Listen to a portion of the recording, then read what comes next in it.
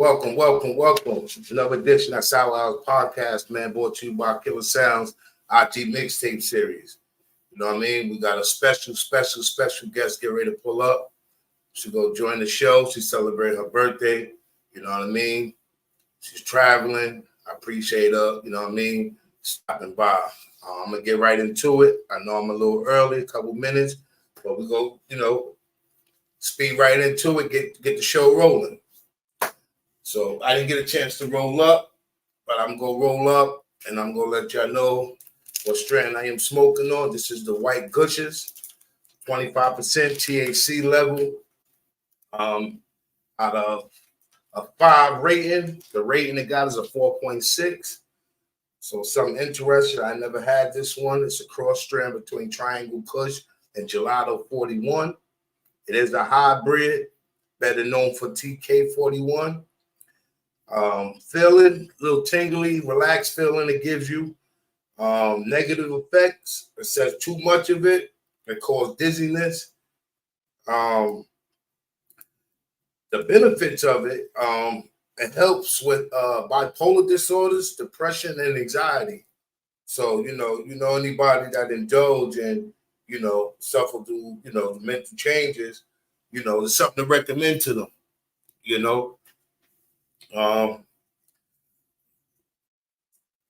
Looks good. I'm just waiting on the guests to pop in. I'll send to the link already, and we're going to get the show rolling.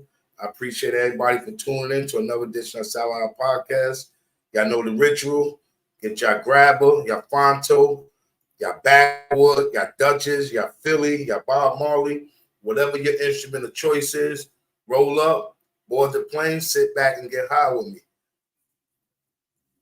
I want to give a big shout out to New York Knicks. They're doing a phenomenal job right now. Hope they can keep it going. And I'll bring the guest up. She's ready. She's here.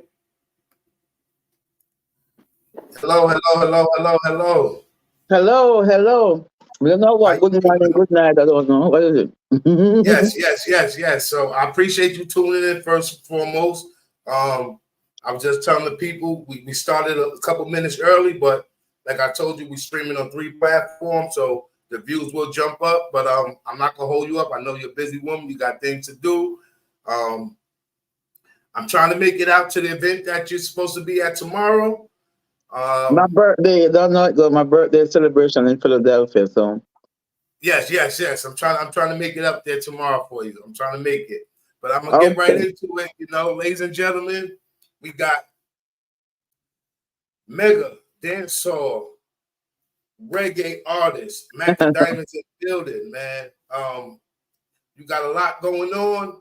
You got a trending track that's out right now that's going crazy over the internet, by the name of Still Got It. What made you come together with that?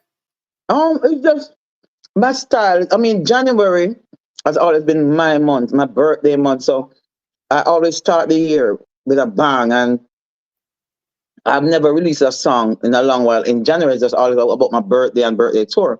So this time I said, after Sting, I have to drop a song. And then I see this rhythm was going viral. Like, Russian dropped the rhythm, and it's like everybody quiet, So I said, we need a rhythm, man. And from a run out on the rhythm does get back crazy out there. And it's like, they might make it look like the veteran that exists, but the song does stand up. The song does start shame them, and my song just start take off, and I start to use my TikTok platform and, keep pushing it. Yeah, I seen that the TikTok is over 200 something thousand.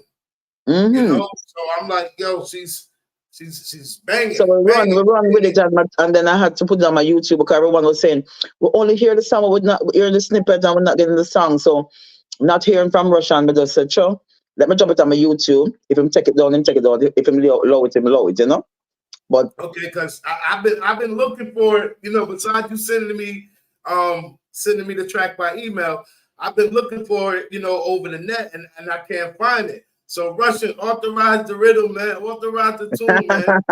I mean, if we have authorized them, give me some clearance to produce it myself and use his rhythm. We are asked for something, at least something. Yes, yes. So I'm gonna get into, you know, the beginning. You know, so I Right. know you're from Kingston, Jamaica. Hmm. You grew up in Portmore. Yes, definitely. How was it like growing up in Portmore? I'm from Jamaica myself. I've been in the States a very, very long time. When my family got here, we kind of separated, so I don't really got a lot of Right, I history. know. I have that type of separation too because growing up in Portmore was one thing, but it was a beautiful thing in some cases because I spent most of my younger days with my mom. But after I reached 16, even before I graduated, she migrated, so there was a little separation there. So, but it was great knowing that my mom could buy one of them cheaper house there. It was cheap, but it was them little tiny house in Waterford that if you have to walk from the back to get from the front to get to the back, no, you cannot go around the house. So it was poor but rich for us because we were coming from worse than that, and it was just a great life for me in Portmore. I love Portmore. I stayed there till I grew into a woman and big person, and so I loved it. So I mean, I wouldn't give up Portmore for nothing else. I wouldn't give up that life I had. I loved it. I loved it. It was a little bit better coming from the ghetto. Yes, yes. Okay, okay. So, when did you get into music? Do you have a I church was doing background? music at school. I was always active. I'm a drama girl. I was always, and it got worse when I get to the high school because once there were concerts, I was a part of it. I wanted to be a performer. So I love music and I was always singing and dancing and jumping and having fun. So it's an inborn and then after I grew up now, my mom and my dad was separated and then she was telling me that your dad, like you take over your dad and all the time. So my dad loved the music, but he never really knew I was doing it until he really saw me because of the separation with him and my mom. He wasn't really seeing me doing it a lot. So it was surprising to him though in some way. He's not saying that okay, it will come from him, his daughter, because he loves music, but he didn't know how serious I was because he wasn't around me in the Okay, home and see me when I'm hiding and doing homework and singing and all those stuff. okay. So before the big mega legendary name Macadamia came about, you went by another name before All then. sorts of name, Lady Mackerel, Lady Charm, Lady Worries. I had a name problem because what came about with my name, you had Sister Charmaine, and I named Charmaine. So at first I used to call myself Lady Charm, and then Okay, Sister Charmaine came on bus. And they were saying the names are too close, so I had to change it. So I changed it to Lady Worries. I didn't even know where I get that Worries name from. Honestly, I don't even remember. I was so desperate for a name, so I keep changing my name because. And then I remember one day, I mean, the ladies were always counteracting songs. So Major Mackerel had this big song, and I said, okay, I'm gonna counteract it. I can't rush it down, girl, and all this. But I remember when I entered into the King Tubby's office, and the King sit down and he said to me, I like your song, but I have to call the Lady Mackerel. And I said, jeez, why? But I mean, at the time, you're so hungry and desperate for a bus. I said, okay, King, that's fine. And I took the name took me a couple of years. yes, And then I decided, after still in Portmore, I had a friend who had a baby, and that little girl used to come to my gate, but she couldn't call me Mackerel. She was like, Macca, Macca, Macca. And so that Macca name started to be on me. Everybody keep laughing and say, oh, she can't call the name. She say Macca. Then everybody started to call me Macca. okay, And after a few more years, when the 2000 were coming in, I said, no, I have to change this name. I need to come out brand new and different. And my sister, I have a sister, they call her Diamond. And she always wearing diamonds, and I love those stuff. So I remember she always come to Jamaica and we party and all this stuff. And I remember one year she came for Christmas and I said to her, I'm going to change my name now, but I'm going to call myself Macadamon. Because it come in, I was so close. And the little hmm girl was calling me this Maca. And I said, you know what? I'm going to call myself Macadamon. She was like, you serious? I said, yes. And the I, name I stick. The name definitely. stick. So I seen that Lady Nancy was one of your huge influence as Well, because at the you time when growing I was up? going to hold a child, we used to see Nancy and all these females. So I was saying, I have to be like those girls. I'm dying to leave school to go and be a superstar. And so I used to admire. Woman Nancy was one of them that I really used to admire a lot because I think she was there and she was showing that woman can be a part Yes. of this. Yes. So I was really happy to be influenced by her, knowing that other females could be in the business and make it just like her. Okay. So I could be the one. in the reggae scene, right? Um, I tell a lot of people, that a lot of the tunes back then was more going at someone specific. But here in the States, we take it as rhythm and we're in the club dancing. And I should tell them, like, yo, listen, when the party will go on and that tune dropping and everybody on the microphone and they going, I said, yeah, y'all here in the States dancing, but it's really war starting up in Jamaica. I mean, in some cases, right? Definitely, they like the war, they like it, but it's competitive. Even if it's not voicing directly or you're doing it, it's like just being on the rhythms. Someone have to say, okay, there's a hotter song, I have to go harder. It's healthy. It's competition is healthy. It's healthy. That's fine with it. You know, Okay. All right. that's dancehall. It's a little rough, but it's very competitive. So whether you're not cursing out someone, if you go on a rhythm that they're on, you have to go harder, and they compete. That's it. That's all they do. Okay. And that's how the rhythm thing works. Once the rhythm drop, everybody come up and try to mash it up the best. Definitely. So that's why now when the music is kind of separated, it's not good, It's not good because we have to go on those rhythms, 6, 7 artists, 10 artists, and you got to do your best, you know? Hmm. And go off the music a little bit, but you're a big movie star as well. Oh, Got a yes, I do, major role in a movie called 3 to 11. Tell the people about that. But and that wasn't my first movie, I have Redemption of Paradise was my first movie that was shot in Antigua. I did my Okay. first movie. I think it was 2013 or something, somewhere around that time. And the 3 to 11 was in Philadelphia. And Summer Angel, that was great. I mean, she gave me that script, and she was a little bit nervous. She kind of a little bit underestimated me, and she gave me that script. I didn't even had to study. And when we went on set, she said I was one of the best. Everyone was saying I was one of the best actors they've ever seen. So that is another thing I have under my belt that is great, that I'm a real great actress. I think the movie would have been great for me, a lot of movies, because I love it. So you got any more projects?